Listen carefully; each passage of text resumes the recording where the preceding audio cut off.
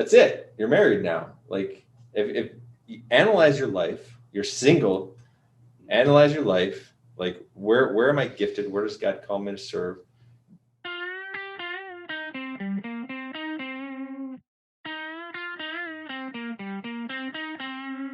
Welcome to Blacktop Pulpit. I am Andrew, pastor of the church at Sunsites. I'm here with one of our church members, Ken Duffy, and we're here to talk about the sermon from this morning. We recorded these on Sunday, and they get published on Tuesday. So let's see, this morning. It's Sunday morning. We don't have a sermon on Tuesday morning, so Not yet. No, not ever. You just got me all excited, bro. Come on, everyone. People wanted to worship on Tuesday. Who am I to deny them? Let the children come. Sure, why not?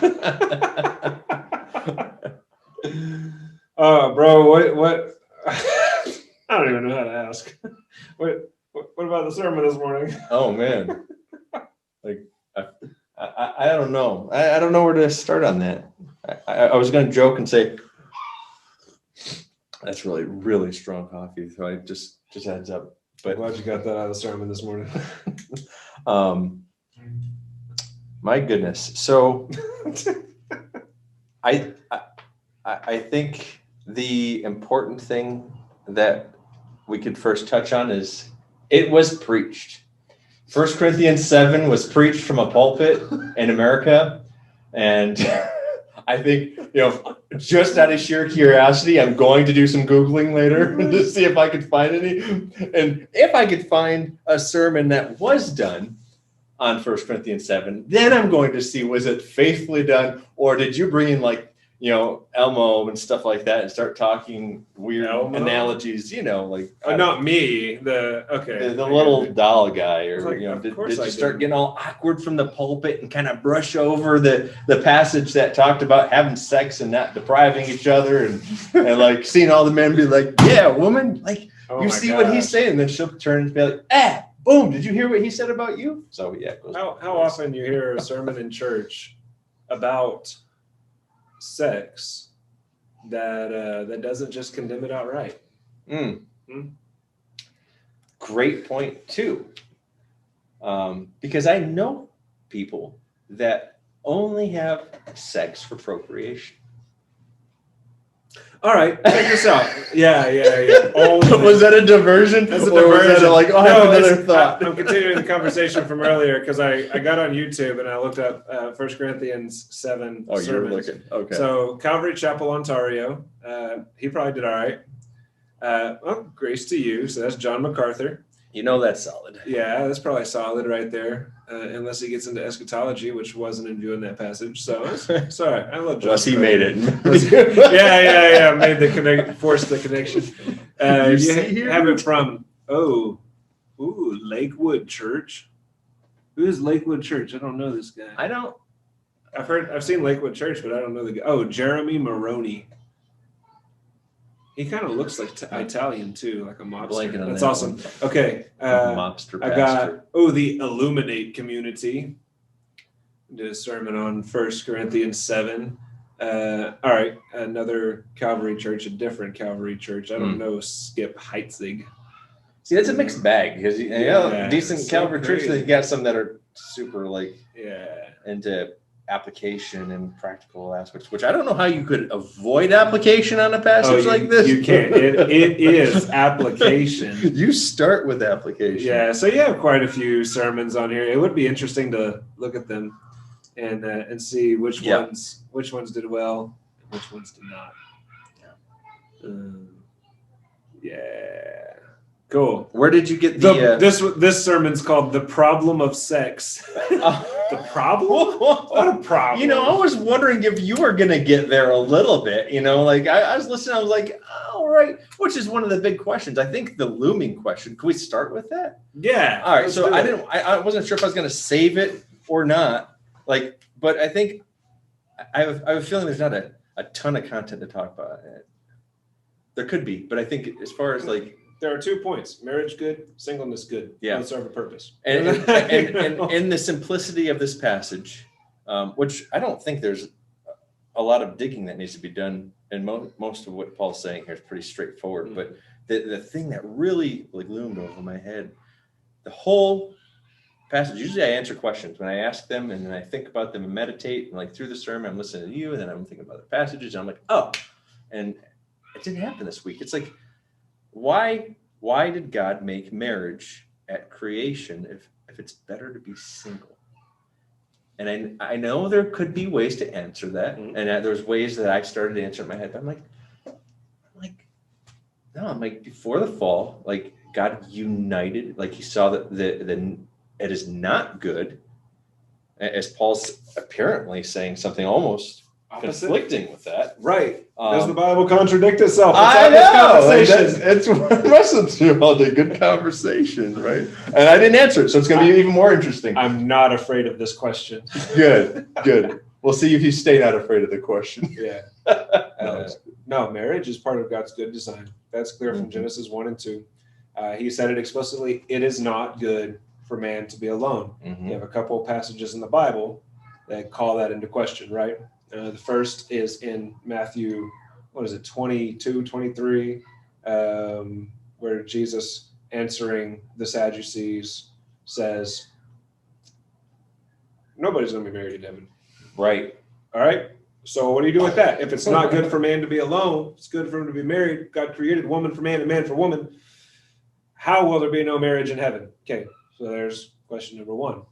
I'm so glad we're getting to this on this episode, because I have given this a lot of thought. Can you tell? Oh, good. Then you're ahead of me on this, because I've given it about an hour. and then you have the passage in 1 Corinthians 7, where Paul says, it is better to be unmarried. I'm not saying single on purpose. I'm saying unmarried, because that's what Paul said.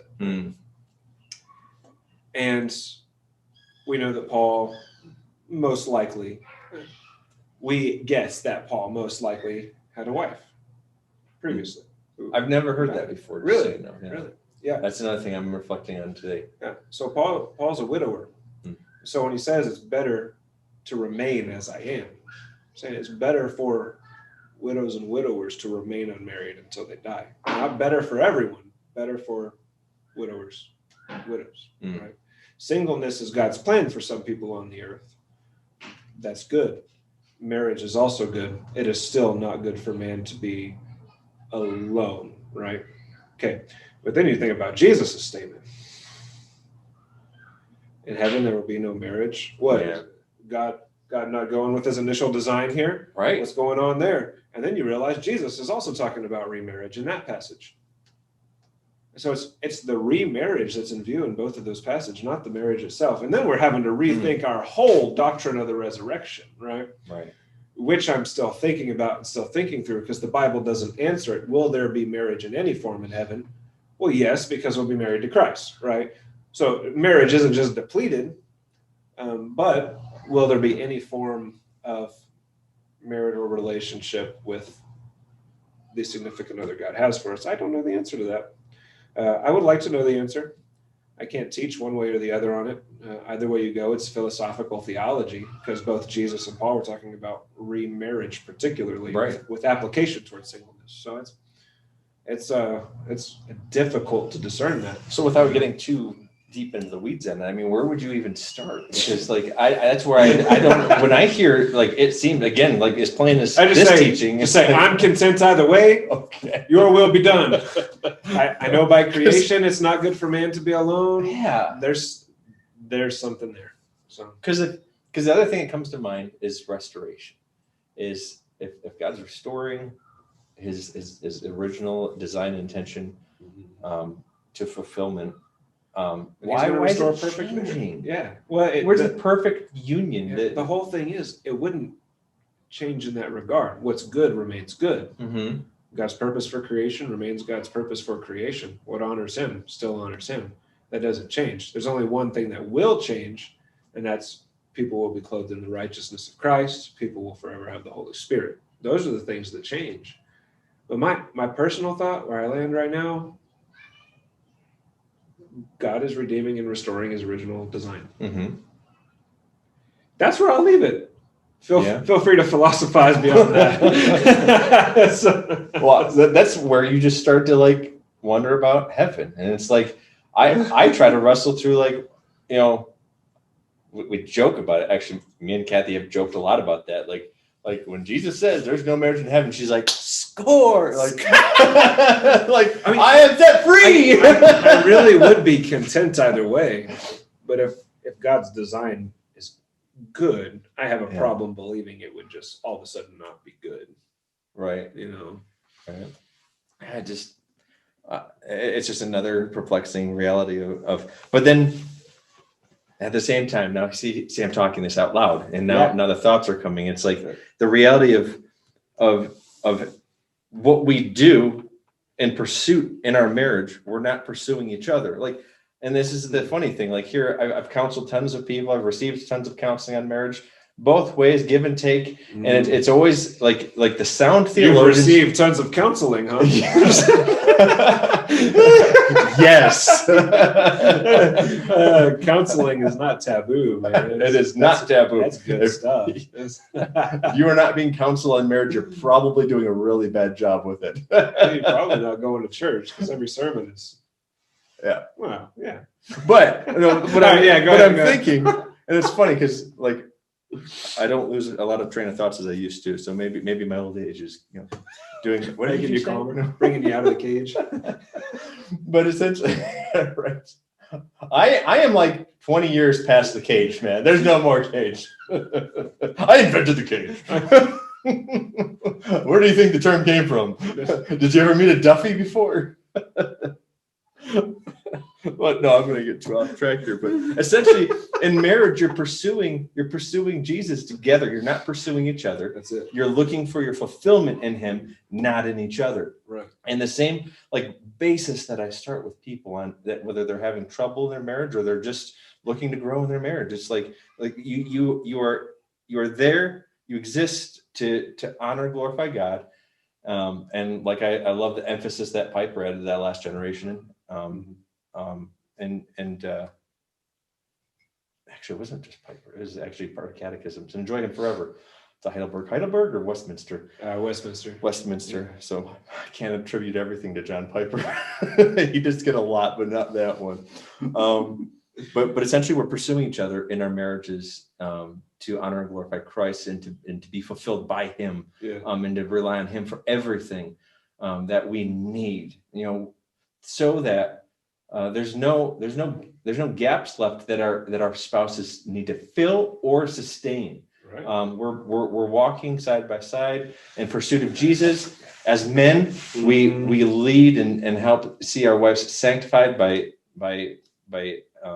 leading them well, making sure they're in the Word, make sure we're living in ways that teach through both word and deed, so that they could see the gospel living in our lives. And then we make sure that the word is washing over our families, and that is done through our servant leadership as men. And we could get into the roles again. I think we've been here a few times, but essentially that reflection of heaven, when I think, well, how could there be no marriage in heaven? Well, it's like, well, hang on. Like, really, if you look at the marriage on earth, like it's more of like a linked arm in pursuit of Jesus, not like this is the end game. Let's not get into any movie references, but this is one thing I didn't get to point out during the sermon.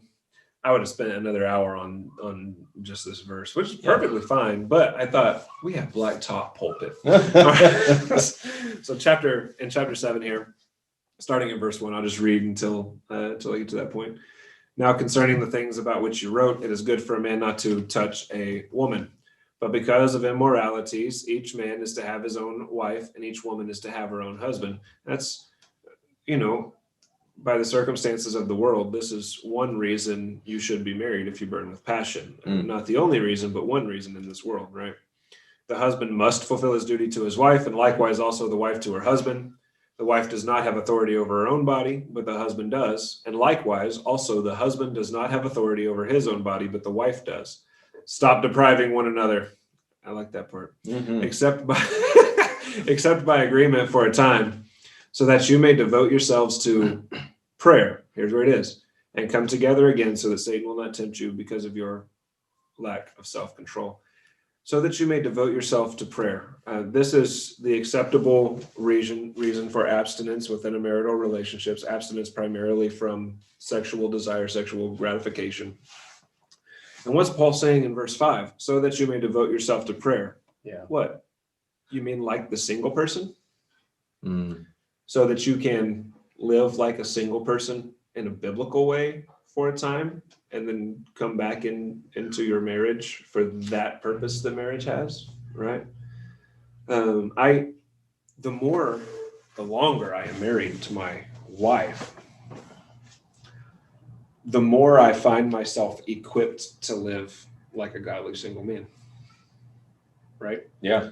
The more I live with Christ in my marriage relationship on this earth, the more I find I am able. So like when Katie's gone for, 2 weeks, she was gone.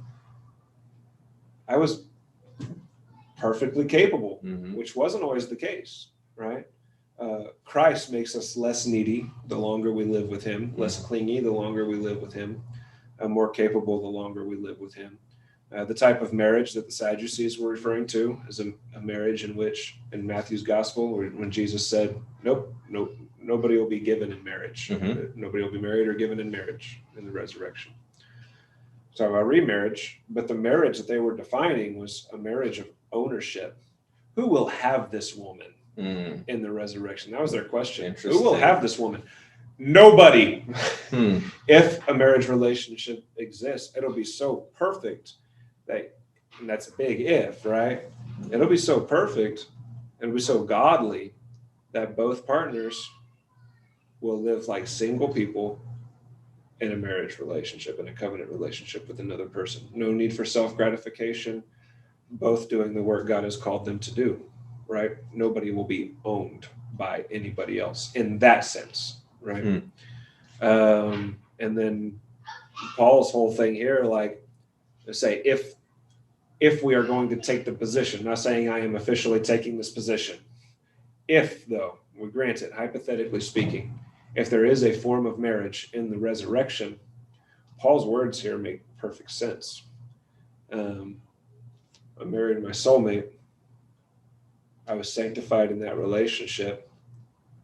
It is better for me to remain unmarried now because my soul is already attached to another. Better. See? Better to remain unmarried. So I don't know what the resurrection holds. I have a lot of hope for the resurrection. Now, I'm content either way because I can live both ways. It's amazing, right?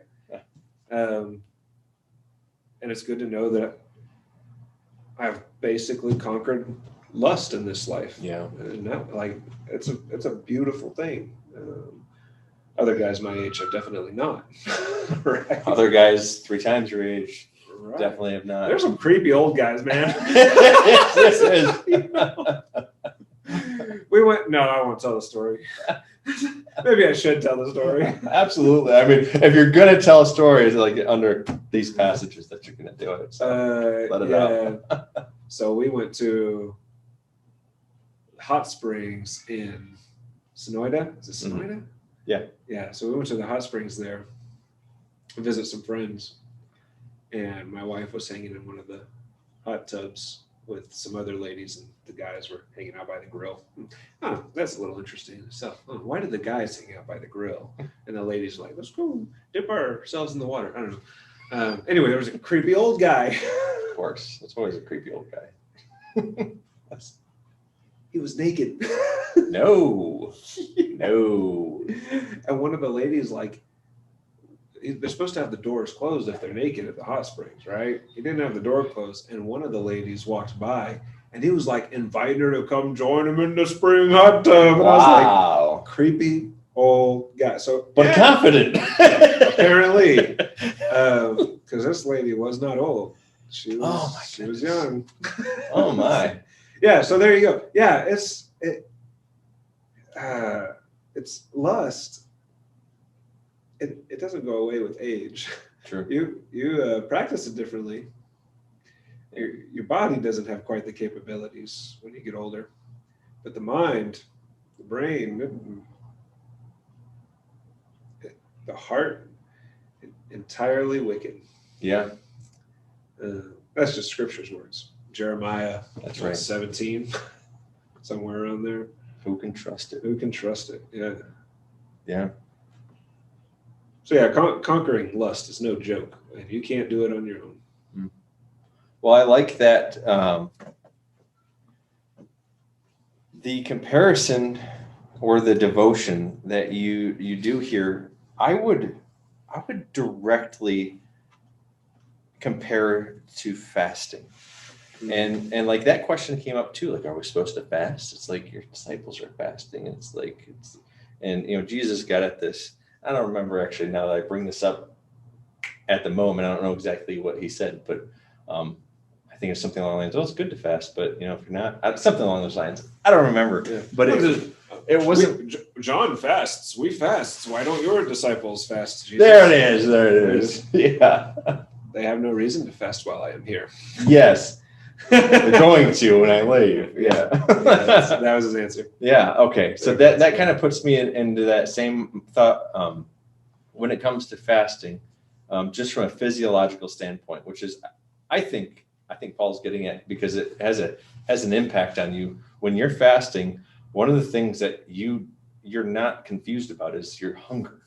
Right. Like if you're not eating, you're hungry. And well, why am I fasting? Guess what's never going to leave your mind is like prayer and devotion to God, because like you're constantly being reminded through your hunger. And I think the link here is, as awkward as it might be for some people to talk about, but that's the passage we're in. Is like you're fasting from sex, and it's a fasting that Paul encourages to devote your time, yourselves to God. And guess what? It's in the context of warning people about burning with passion. So most people, can I say that most people don't have the gift of singleness? I think from the observation of humanity standpoint. Yeah, just simple observation seems to indicate that most people do not have the gift of singleness. Yeah.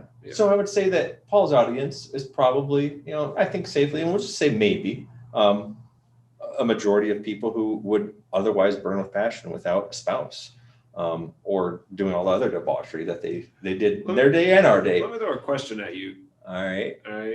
Do I need to write down my train of thought.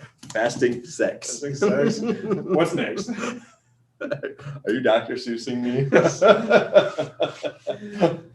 One foot, 2 foot, red foot, green foot, blue foot.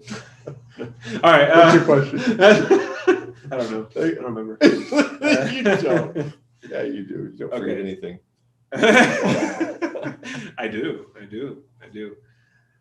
So you say abstaining from sex. The church at Corinth obviously has a problem with sex. Most people do not have the gift of singleness. Are you or we insinuating at all that people should get married merely so they don't burn with passion? Like, are you just getting married because you're a lustful individual? Is that? Right before you ended that question, I was gonna say yes, and then merely. Yeah. You always got to throw in those like little twisters of words that make that load of question. So what you think? Man, no, I would say get married just to have sex, but I would say that would be some people do. I don't know so much in the culture anymore, but they used to. People might do it, but I mean, if we're talking about like in a God honoring way, I would say I want to have, if I'm a single person, I want to have sex. I've had, I'm starting, let's word it Paul's way. I'm starting to burn with passion. I'm starting to, married women, single women, walk and run. And, I keep hitting my head and trying to, pray and plead with God to take my temptation away, but he doesn't, because you don't have the gift. Those are where I'd say you don't do it for the reason of not burning with passion, but that's you do it with the desire of honoring and glorifying God with your mind, your strength, your soul, everything that you have. And in that, you take that captive to Christ. You take, You take this area of your desire to honor and glorify God. So would you marry someone saying, God, I love you and I want to honor you with my body and my time. I don't have the gift of singleness. So I can say Soli Deo Gloria. I want to find a wife. I'm not marrying with the purpose of having sex because I can't not have sex. I'm marrying with the purpose of honoring God and giving all glory to Him with all that I do. So I'm going to marry to have sex so I don't burn with passion. So that's why you threw that little word in there. No, I would never say just very, very black and white. Go get married so you don't have sex. But I've almost said that same thing to my kids. Yeah. I'm like, I should have gotten married probably even younger than I did. I'm sorry, Kathy. I think I was 19, 21. She was 19. I don't know. We were young for America's standpoint. Right. But I think even in my life, we dated for a few years before that too. So we should have just not. I guess for lack of a better term, analogy, beat around the bush. Like we should have just gotten married because like it's so hard, especially when you find that someone like you're like we're getting we're married supposed to be anyway. together. Yeah, we're getting married anyway. You delay it for a fancy wedding. You delay it because you got to make sure it's the right person. I knew the second I saw her. And I'm not being all mushy. When things are right. So waiting was 10 times harder after we got engaged. And we were engaged for a year. Because now you're going to get married anyway, right? Now we know for sure we're going to get married anyway. It's 10 times harder, right? Yeah. Now, we did it by God's grace. But it was 10 times harder after getting engaged. Look, it's good to marry young. It's good to have a short engagement. And it's good to have such a definition of marriage that it is a covenant before God. Right. Because then, even if I'm marrying you because I burn with lust, because I burn with passion, right? And this is a covenant before our God together, that marriage is going to take. If it's really a covenant before God, that marriage is going to take. The reason you have so many marriages end in divorce. Take, not tank. I should enunciate a little better on this. The reason you have so many marriages tank and in divorce or separation or just people having terrible unfulfilled lives, because of some bad marriage relationship. And the reason you have that is it's because you haven't made a covenant before God. Right. It's because you are only really interested in yourself. But if you make a covenant before God, this is why just as many arranged marriages work out as free marriages. Just as many. The statistics are the same. Did you know that? Mm-hmm. Exactly the same. Why do you think that is? Well, because some people are interested in sacrificing themselves. Some people are only interested in gratifying themselves. And can you guess which marriages don't work out? Even if you start out saying, oh, I'm head over heels and I love this person. Right. If it's gratification you're after, it'll be a bad marriage. Yeah. Absolutely. Yeah. Marriage? Can I quote you a couple times? Please don't. No, go ahead. I'm gonna say it because you've had a dry spell, man. I haven't quoted you at all in the past few weeks. So I'm like, hey, I'm quoting him again, but more because I laughed. Did I say something quotable? Marriage is slavery. Oh, that is pretty quotable. What a wonderful way to phrase it. Okay, so I intentionally try to stay away from quotable things. I don't want people spreading my stuff. No, just please, please. If it's quotable, quote it. I mean, it's funny because it's true. But I don't know. I wasn't going to expound on that a little bit. I wrote down two things you said that stuck. Marriage is slavery. I like the nitty gritty stuff, right to the point. No, lightening the tone on things. I'm like, yep. Marriage is a picture of the gospel in everyday life. So you like marriage being candid? Yeah. Oh man. Love. Can I emphasize love? I love being candid. But could you tell during the sermon, especially at the beginning, I was a little hesitant, a little. Could you tell? No. Oh, that's good. Okay. No, I could feel it. I was like, so I thought your tension was because of all the technical difficulties, and then here I come like right before the service and take your camera and go, what? And you're like, I was like, you start "Whoa!" twitching a little bit. I'm like, Andrew, bro, it's just a camera. You're like, just you moved it. And I was like, I worked so hard getting that in the perfect position. I was like, I am here for your sanctification, Andrew. I always will be.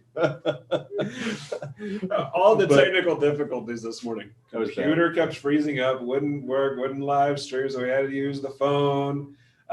Microphone that I had on, just it was bad, man. There's some kind of connection problem now, so I'm gonna have to get my soldering gun out. I'm pretty excited about that, actually. Get the solder. Yeah, so live streaming from the back of the sanctuary, so the whole sermon will be like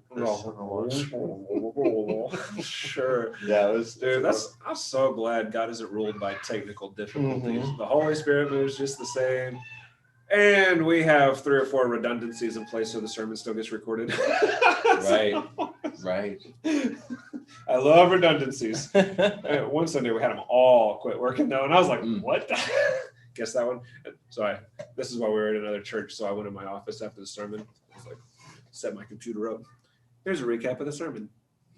You did that. That's hilarious. And I put it out, and it was like 3 times shorter than the sermon was. Yeah. But I was like, I feel like I said everything in there that I said during the sermon. What was different? Well, I wasn't talking to people. That changes things. All right. Yeah.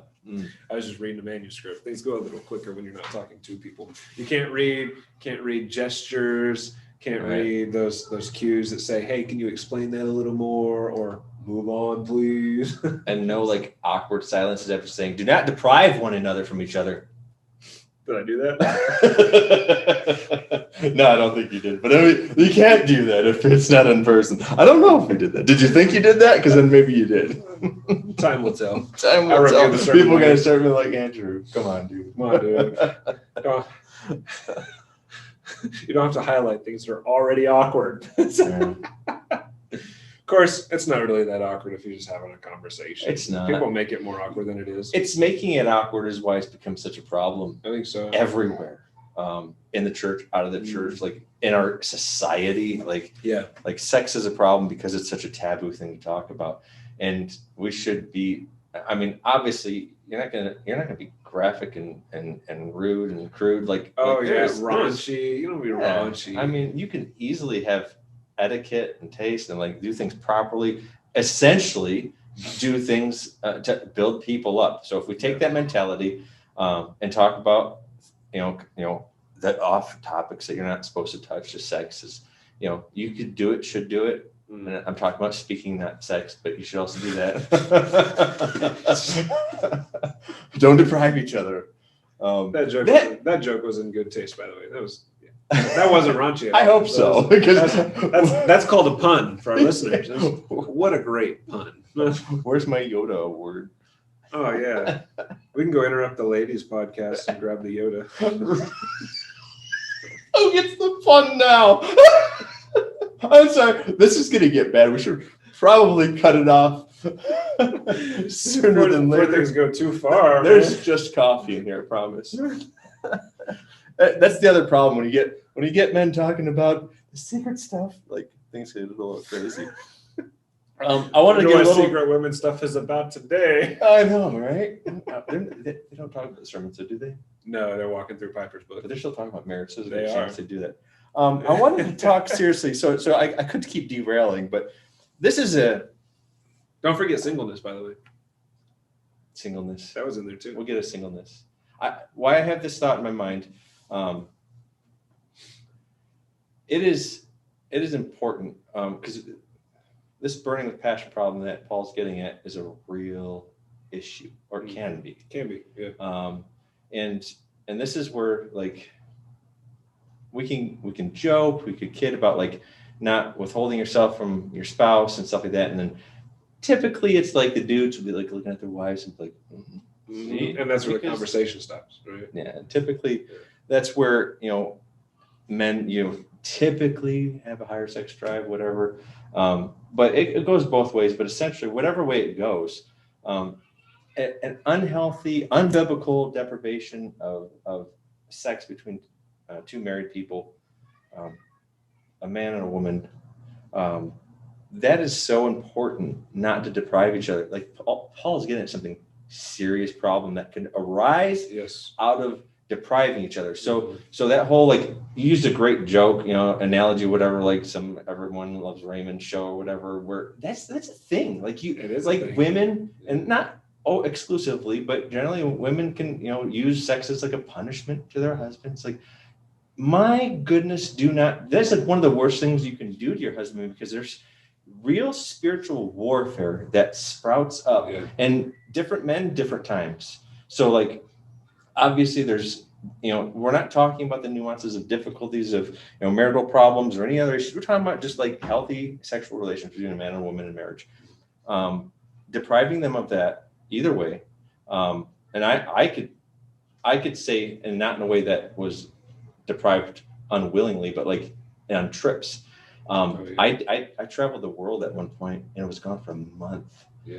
And I was so like knocked upside my head. Like, what is happening? Like, Satan used my distance from my wife to like bring about temptations in my mind. This wasn't like I was like walking in public and stuff, and like I'm like there's like single ladies or anything. This was like Satan started propping up my dreams, like, and it started like, just attacks, real spiritual attacks. He knew my situation, and he knew I was away from my wife, and like that's just like a major extreme example of like what would typically be your home, and your wife's depriving, husband's depriving, one way or the other. You're not coming together, and Satan for real takes that foothold in your marriage, and he'll use it to whatever way he can. And it's just there's nothing worth it. There's nothing worth it. Whether you're grumpy, and I'm talking both men and women, like you're grumpy, you're having a bad week, or whatever the reason may be, there's nothing worth allowing Satan to get a foothold in your marriage. And that's what it does. Sex is a powerful thing. It can be used for righteous living. It can be used to destroy marriages and lives. Well, there's a reason one of the qualifications for elder is a one woman type of man in the church, right? Cannot be ruled by his lust. Right. Can't be making passing remarks toward women. Can't be sexualizing women. Can't be given over to those raunchy jokes, because that comes from the same sin, right? And he's got to have a mastery over that, because of the work of the Holy Spirit, not because of his own work, right? Even what we saw with Ravi Zacharias, right? So sad. It is very sad. Ravi Zacharias, popular apologist, very liked, very well known. I still love the way he debated. Yeah. And after he passed away, a great secret sin was uncovered, a sin he had to work very hard at, a sin that almost proves somebody doesn't know Jesus. Yep. Right? And it's not up to me to make that call, but I mean, for real, like, you have to work hard to sin like that. And that's one of the things the scripture tells us reveals that we are not in Christ. Right. So it's, he had a massage parlor and used it for his own sexual gratification. Yep. People were around him all the time. You have to plan and plan and plan and plan and plan just to get off once. Yep. And that's what lust leads to. And it's sad. And it damages the reputation of the faith. Right. Yeah. It sure does. Yeah, I look in one aspect where it's like I could see why God would almost deplete the reputation of men and women for whatever reason that become famous, influential. But then it's like, Lord, why would you do that? Like here's, I'm going to butcher his ethnicity. Was he Indian? So he's an Indian man that that became one of the greatest Christian apologists of our time.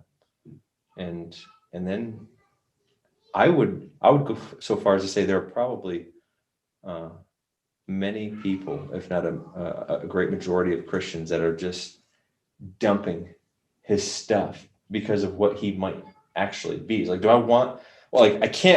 I can't watch a Ravi sermon or he doesn't preach really, but his stories and stuff like that. I can't see his apologetics anymore and not think of his grave sin. And this is not like somebody saying, you know what, I cheated on my wife during our marriage, I repented. Like, this is not like, this is like a premeditated, continuous, unrepentant life that apparently lasted decades without any repentance, any remorse. I can't be edified by someone like that because I don't trust or believe you anymore. Right. And that's where I think, why would you do that, Lord? I don't know. Obviously, I could just quickly say, well, my ways aren't his ways, but I just really would like to know. Like, God, will you answer that? I was listening to Dever talk about this. I think it was Dever. And he was saying, you have a guy like Ravi who is caught up in this decades-long sin. And one of the reasons he was even like, who doesn't notice that? Right. He said one of the reasons it was easy for Ravi to get caught up in that is there was no accountability in his life. None whatsoever. Well, at least with Billy Graham, Billy Graham was all about accountability. Right. Not even getting in the car alone to with any woman to a fault. Yeah. Yeah. I wouldn't go the length that he does, but he kept himself safe from that. He sure did. Yeah. There's no accusing Billy Graham. Right. Yeah, but there's no accountability there.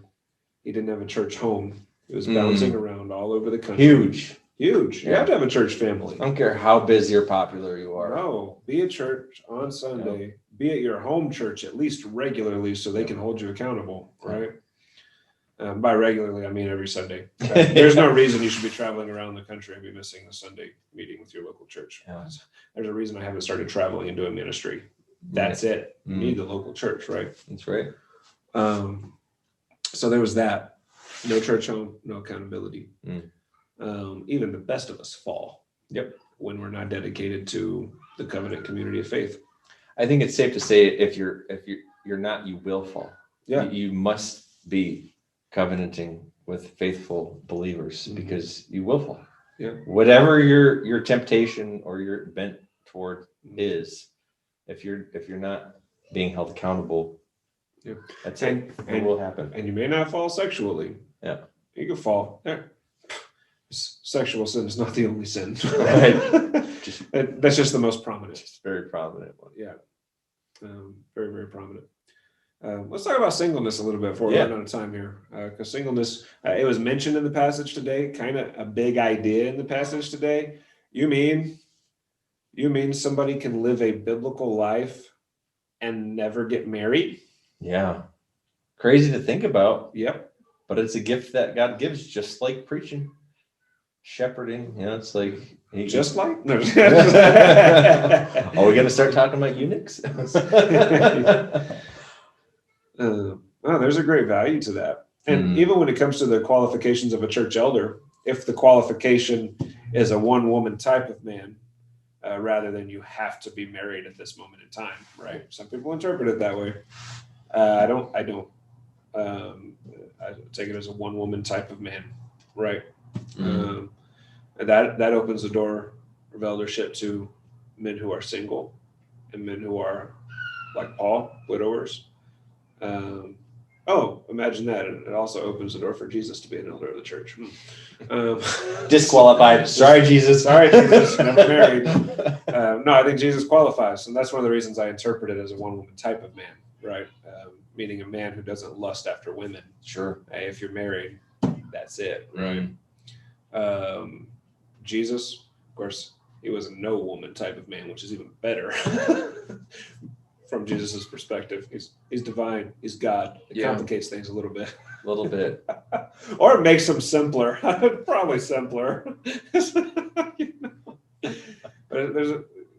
that's a qualification. So even for singles, like if you don't have the burden of lust, being tempted by the world's porneia, there's room for single people as elders of the church too. Yeah.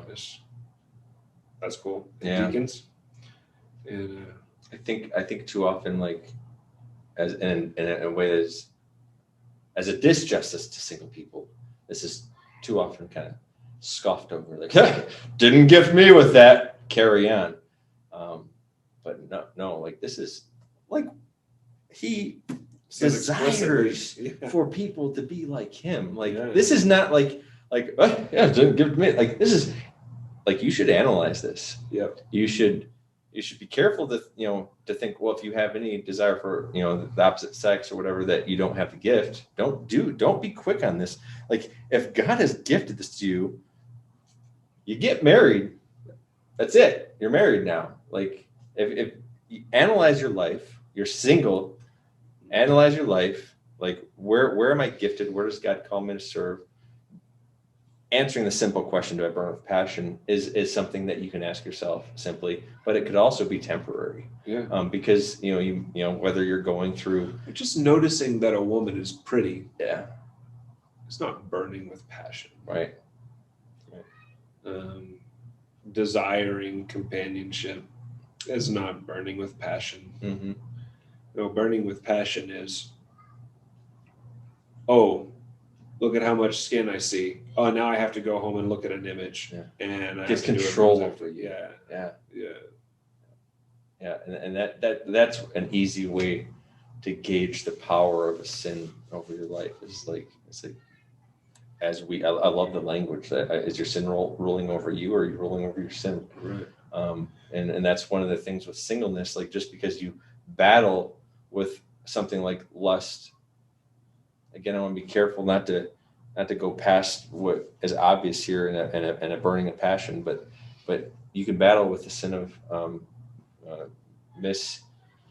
misusing sexuality, and still have the giftedness of singleness, the gift of singleness. Right. And in Paul's mind here, which is pretty significant to look at, he accounts this as a very huge blessing, because you get to devote yourself fully to Christ.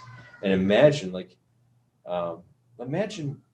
the things that you can do in a practical way. So if you unpack the singleness reality, married people devote so much time to each other. Then it comes down to things where like there's times in my life where I wrestle over like would I be sinning if I take my time away from God right now to give to my spouse or my kids, because it's also commanded of me. And it's like, it really is like this torn battle. Like, I love my wife, and I love my kids, and I wouldn't change anything for the world.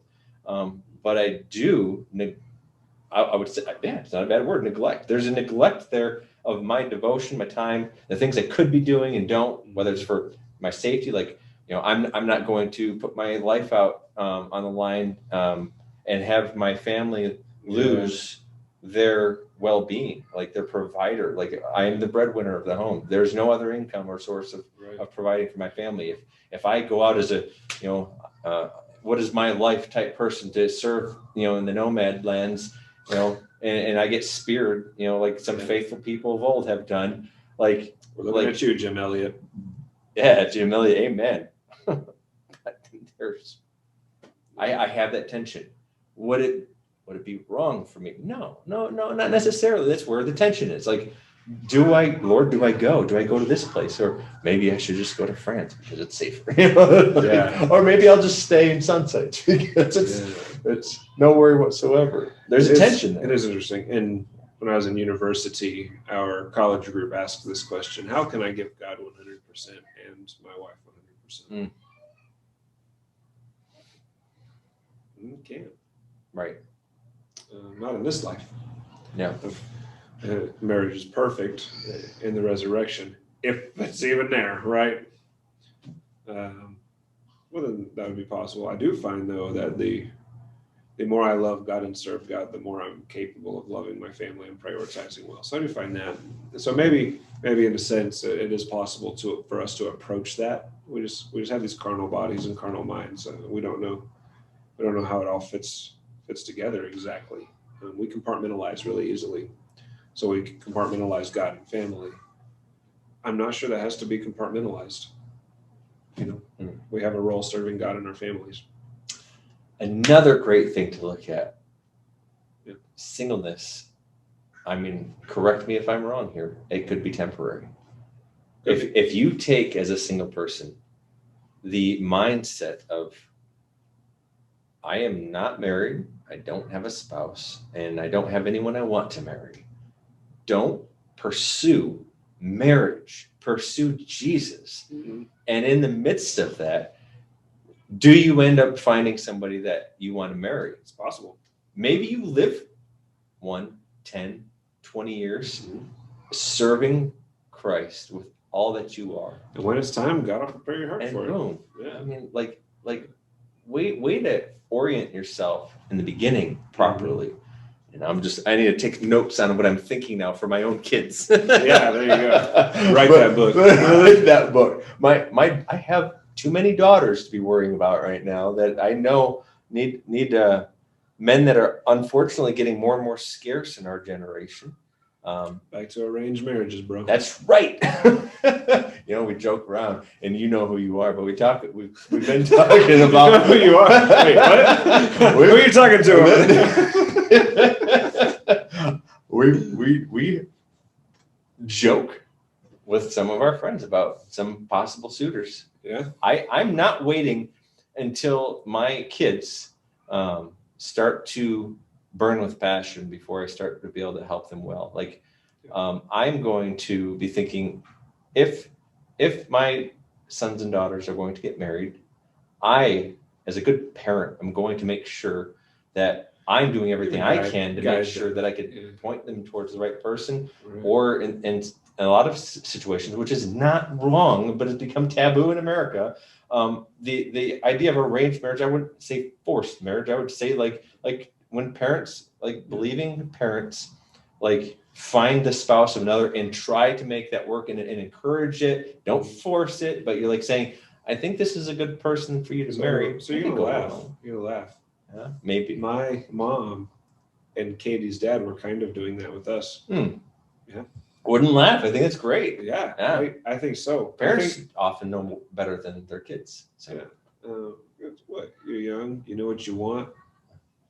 And that changes after you get married. Yeah.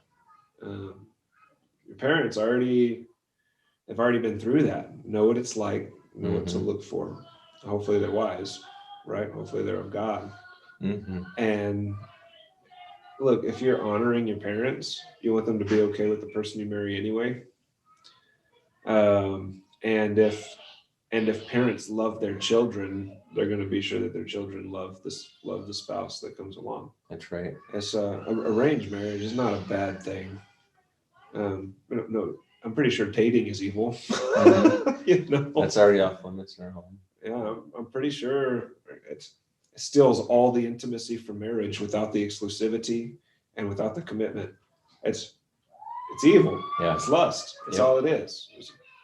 I don't want to interrupt you, but this is what I tell my daughter, and I wish to God that I had, and I don't mean this as an insult to my parents, but I wish to God that I'd had this type of speaking into my life with things like this, but and not to make myself sound all noble and wise, but I simple truth to my daughter. I say daughter because she's the oldest one that's getting closer to that age where we're going to start talking about these things more and more, marriage and sex and all that stuff. Your husband, you don't already have her lined up to be married? Almost. We have a suitor. We'll put it that way. She's only 13. I don't want to be caught unprepared. Yeah, one more year, bro. One more year. I'm telling all of my kids, and I think this is very easily applicable to all singles. Yeah. All singles across all generations, all time. If you are to be married, if you don't have the giftedness of singleness, and you are not going to be married. If you are single, your husband or your wife is out there most likely already, unless they're going to marry a big different age or something like that. But most likely, I could tell my oldest daughter, your husband's out there, and your job right now is to start being faithful to him now, not when you meet.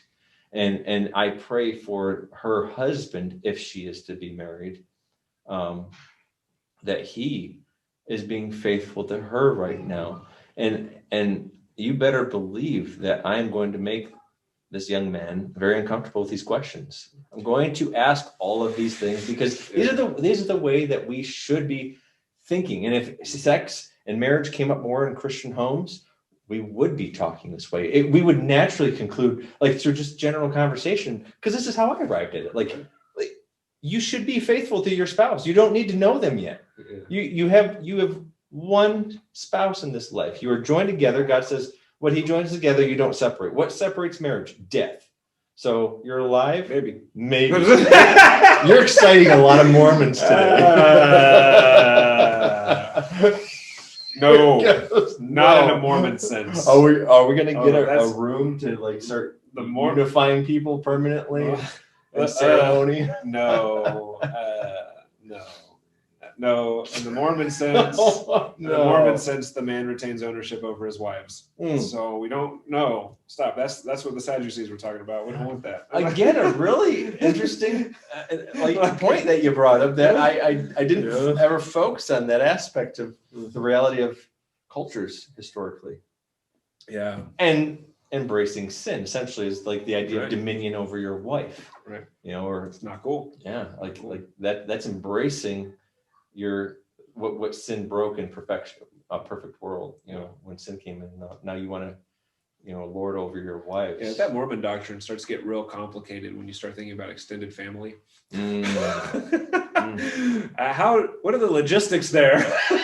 No kidding. Oh man. Yeah. Woo. What if some of my extended family is a Mormon? What if this person got married over there and they're living over there, but we're all supposed to be connected and living in the same area? How does that work? I don't know. It gets real complicated. Yeah. Trust me, I went down that rabbit hole. What are the logistics here? Well, the logistics are another quote from you. And I prefaced it with a ... religious orgies. I have to ask Nero and Domitian about that, okay? Domitian. Had some Mormons. No comment. Oh man. Yeah. Well, do we have anything else in this episode, bro? Oh man, I'm looking through it. I think we covered it pretty well. The only thing we didn't talk about was purity culture, but I think we've talked about that before too. And I think so. I was gonna throw out another pun, but it was a raunchy pun. I want to be honoring and uplifting with my words, so I'm gonna know when there's a time to speak and a time not to speak. I'm gonna just end it there. There you go. All right. Thank you all for joining us for this episode of Blacktop Pulpit. Be sure to check out the church at sunsites.com. Check out the resources there we have available for you. Past Bible studies, sermons, all of it recorded for your listening or watching pleasure. Please consider donating, pray over our ministry so that we can continue doing the work that we are doing here. And pray for us as we continue through 1 Corinthians because it's a simple exegete. Man, it hits like a hammer. So be praying for us here. Hope you join us soon if you are not already a part of the church at Sunsites. We'll catch you next time.